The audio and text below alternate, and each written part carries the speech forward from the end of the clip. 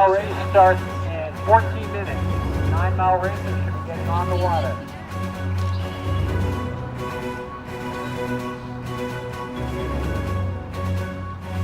5. Go.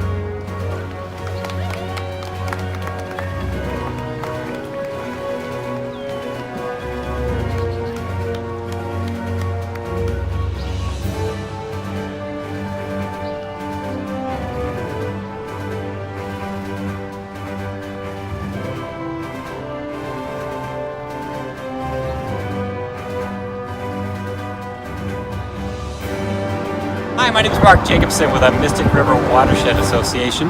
So we'll have a 3-mile race that will go off at 12:30, a 9-mile race at 11:15, and the 12-mile racers just headed off.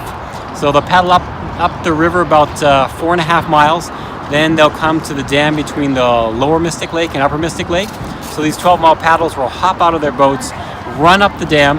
The herrings swim up the dam, but the paddlers have to get out of their boats, run up, put their boats in the water in upper Mystic Lake, and then they're going to paddle the upper end of upper Mystic Lake, turn around, and then come back here. So we're hoping they'll be doing that in maybe a little less than 2 hours. Are these professional athletes in here? Or? You know, we do have one paddler here who went to the Olympics. We have some paddlers that compete regionally and nationally. So there's a whole range. Sometimes there are people who have never paddled before and they decide to do a race as a way to get into it, which I think is fantastic. And other people have been paddling for pretty much their whole life. Sometimes they use this race as a tune-up for some of the longer races. Some of these people are going to be racing in New York at the General Clinton, which is a 70-mile race. So 12 miles is pretty easy compared to a whole day of going 70. Tell me a little bit about your organization. This is one of the fun aspects of it, but tell me about what your organization does. So Mystic River Watershed Association is focused on providing access to the river and making sure that the water quality of the river continues to improve. There's one of the most densely populated watersheds in the state. So a lot of people that live really near to the Mystic, and a lot of those people don't know what a neat resource the Mystic is. So really trying to get the word out on how much fun it is just to be along the river, running, walking, going out with your dog. And then really that the river is a great recreational resource. We have kids from Everett and Somerville. They're out here every day rowing. And each year more and more people are taking their canoes, kayaks, paddleboards, and really using the Mystic. And then once you use it, you get a connection with it. It really helps to protect it. And there's a lot more we can do. I've seen over there as a lifelong Medford resident, I've seen more activity in the last 4 or 5 years than I've ever seen. This is something new. Yeah, it's even, I think I've been doing this paddling race since about 2002, and really there weren't, no one was paddling. There were a few people that were paddling on the Mystic, and they all knew each other. And now sometimes you kind of go out there and you see someone paddling and you don't know them.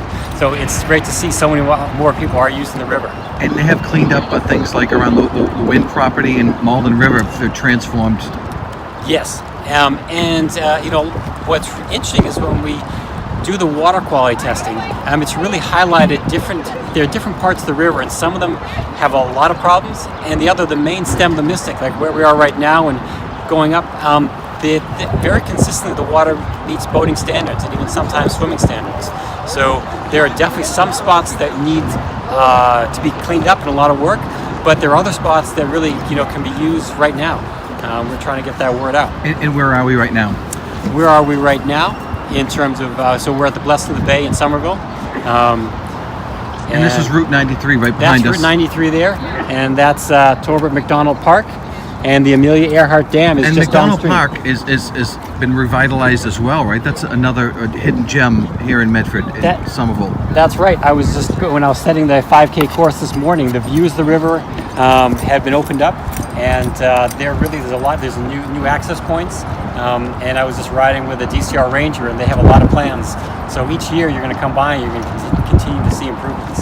And a lot of new developments along the Mystic, and this is a new playground for them as well as the citizens of the inside the city as well. Yeah, not just the skyline is changing. We're just coming back. You see Partners and the Encore Casino, so it's really changing. Look at that new announcement.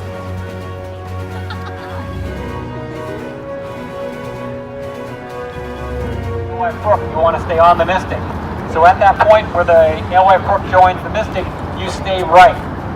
So you stay right to stay on the Mystic River.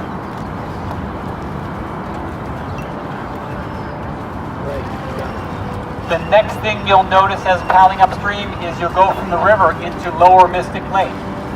Once you get into Lower Mystic Lake, you're going to look for a big orange inflatable buoy. That's at the end of the lake.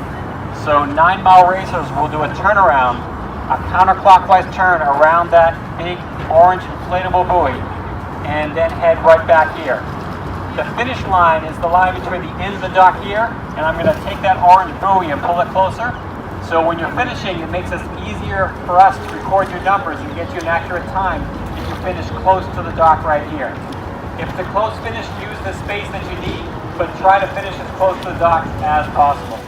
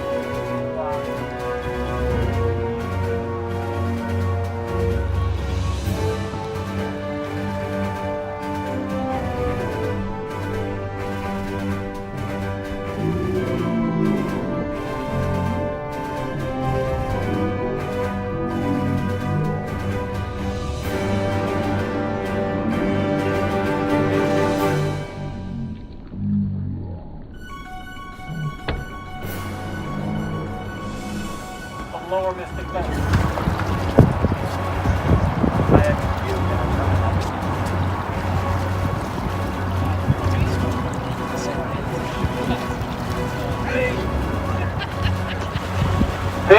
Seconds.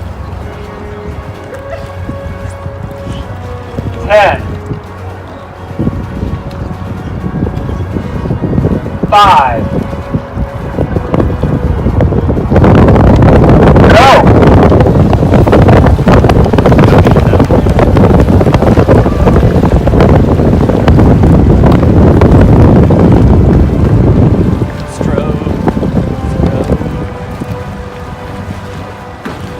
Vertical so far.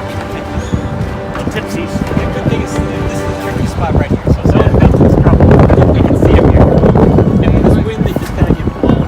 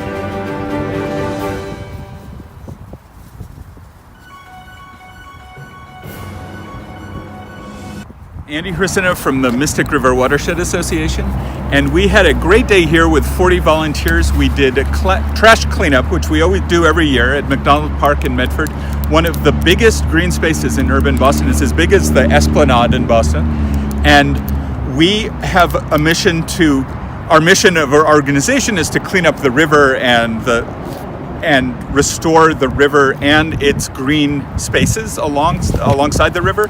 And we have a special project to revitalize and renovate McDonald Park and bring more people here. It's a beautiful, semi-wild place with big open spaces. And today we did actually interesting special experiment with a subgroup of volunteers who are counting trash.